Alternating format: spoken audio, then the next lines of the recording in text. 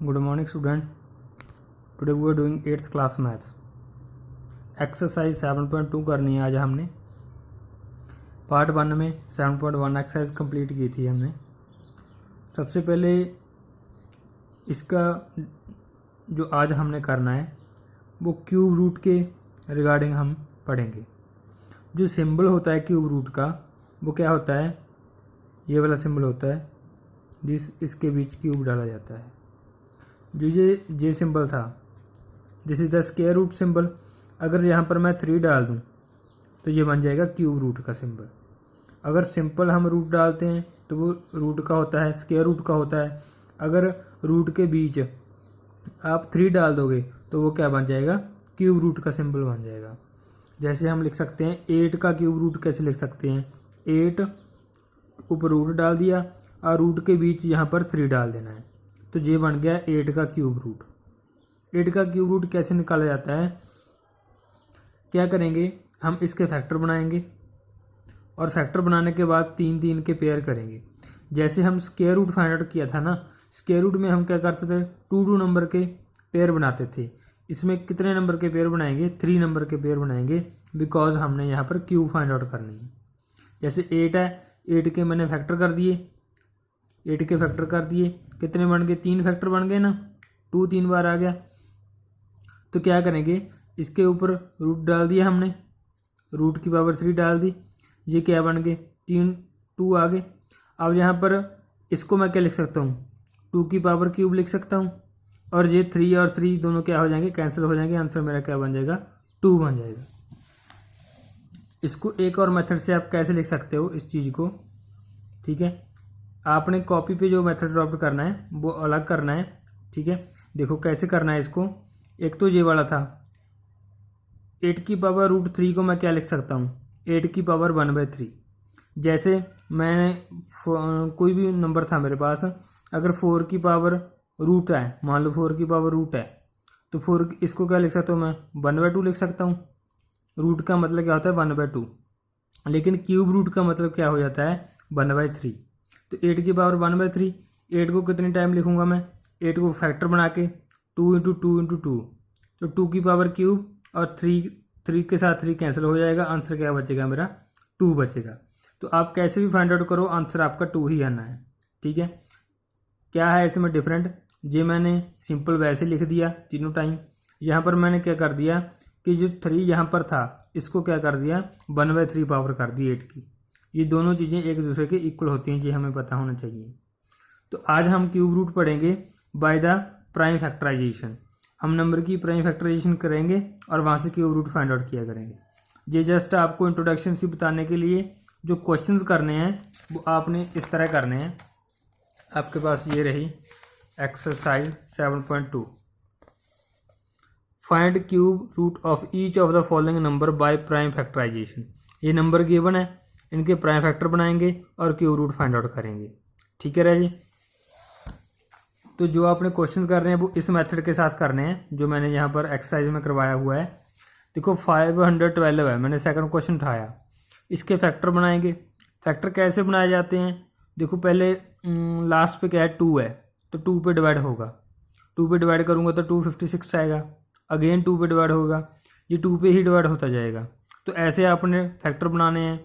अगर कोई नंबर 2 पे डिवाइड ना हो तो उसे आप 3 पे चेक करोगे, ऐसे 4 पे 5 पे आगे चलते जाओगे. ये फैक्टर्स आपने स्क्वायर रूट में भी बनाए थे और क्यूब रूट में भी बनाने हैं, ठीक है राजी. फैक्टर्स बना लेने हैं, फैक्टर्स बना के 5 और 12 के सामने लिख लेने हैं ऐसे. उसके बाद जब आप ये दोनों यही स्टेप अडॉप्ट करने हैं, कोई अपनी तरफ से यहाँ पर रूट कुछ नहीं डालना, 512 = ये सारे फैक्टर आ जाएंगे. उसके बाद क्या करना है, आपने इस पर रूट का साइन डालना है और बीच में क्यूब डालनी है. यहाँ पर रूट के और यहाँ पर क्या होगा क्यूब आएगा. तो आपका ये क्या बन जाएगा 512 का क्यूब रूट बन जाएगा. जब आपने ये साइन डाल दिया तो यहाँ से आपने 3 के फैक्टर बनाए होंगे, यहाँ पर 3 के फैक्टर बने हुए हैं, यहाँ पर पेयर बन गए. इस 3 एक पेयर में से 2 आ गया, इस एक पेयर में से 2 आ गया और इस एक पेयर में से 2 आ गया. हर पेयर में से एक 2 ले लिया मैंने. जितने भी पेयर होंगे आपके पास वहाँ से एक नंबर ले लेना है. अगर 3 के पेयर हैं तो एक 3 आ जाएगा, अगर 5 के 3 पेयर हैं तो 5 के आ जाएगा। ठीक है रहे, तो फिर उसकी मल्टीप्लाई कर देनी है, आपका आंसर बन जाएगा 8। यहाँ पर कोई रूट नहीं डालना, कुछ नहीं डालना, सिंपल लिख के आपने क्या बनाने हैं, फैक्टर बनाने हैं। फैक्टर बनाने के बाद उसके क्या करने हैं, पेयर करने हैं। पेयर करके उनमें से एक एक नंबर कॉमन ले लेना है हर एक पेयर में से। और जब आप पेयर में से कॉमन लोगे तो इधर क्यूब रूट का साइन जरूर होना चाहिए, पहले नहीं होना चाहिए। जब आप एक एक नंबर उठा लेते हो तब आपने साइन डालना है।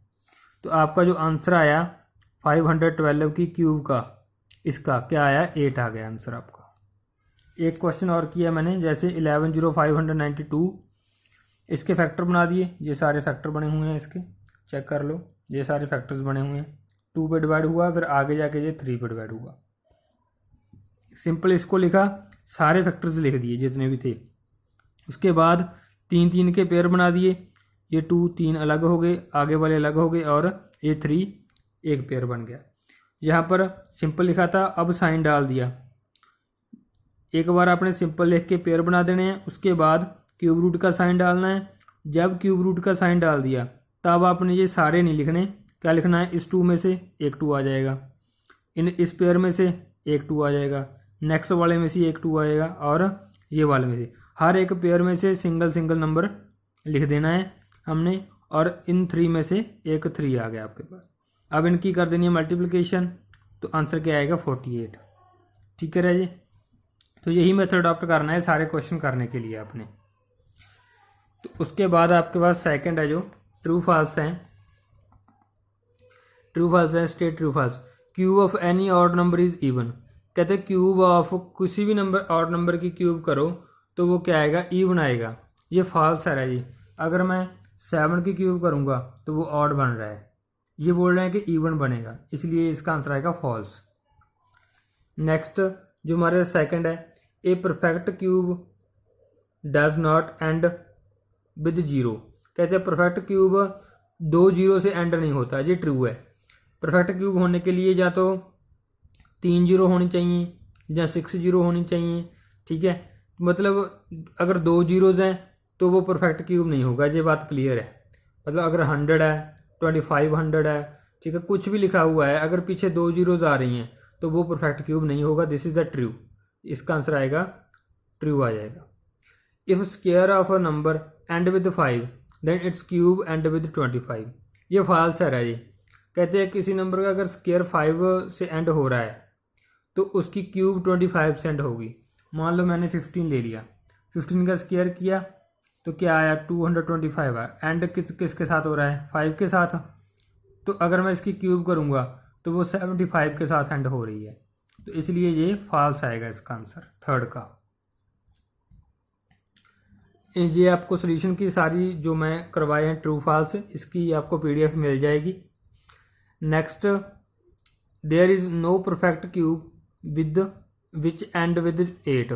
कहते हैं यहाँ पर परफेक्ट कोई परफेक्ट क्यूब नहीं है जो 8 से एंड हो रहा हो, ये भी फॉल्स है। यहाँ पर है, कौन सा है, ये रहा 1728।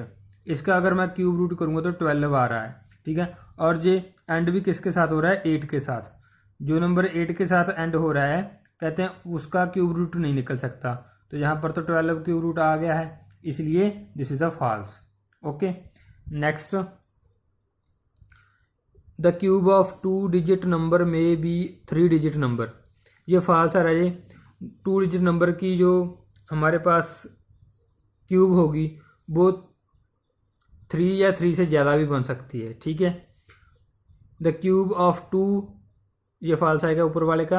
अब क्यूब ऑफ 2 डिजिट नंबर में हैव 7 और मोर डिजिट। कहते हैं 2 डिजिट नंबर की जो आपके पास क्यूब होगी वो 7 नंबर की होगी या 7 से ज़्यादा होगी, जरूरी नहीं है रही। अगर आप 12 की करोगे तो आपके पास आएगा 1728, ये तो 4 डिजिट की होगी। ठीक है, तो ये भी फॉल्स है। Next, the odd cube of single digit number में be, the cube of single digit number में be a single digit number. कहते हैं cube of single digit number की सिंगल हो सकती है, यस हो सकती है। अगर आप 2 का क्यूब करोगे तो कितना आएगा, 8 आएगा। तो ये ट्रू है वैल्यू आपकी, ठीक है राजी, ये ट्रू फॉल्स थे। नेक्स्ट थर्ड क्वेश्चन है, you are told that 1331 is a perfect cube. हम कहते हैं ये परफेक्ट क्यूब है, क्या can you guess without factorisation, factorisation नहीं करनी कि ये इसका क्यूब रूट कितना आएगा, और सिमिलरली इनका भी बताना है हमने कि कितना आएगा, गैस करना है। तो हम विदाउट फैक्टराइजेशन इनके क्यूब रूट निकालेंगे। उसका एक मेथड है, वो देखो राजे क्या मेथड है इनका, कैसे निकाले जाते हैं।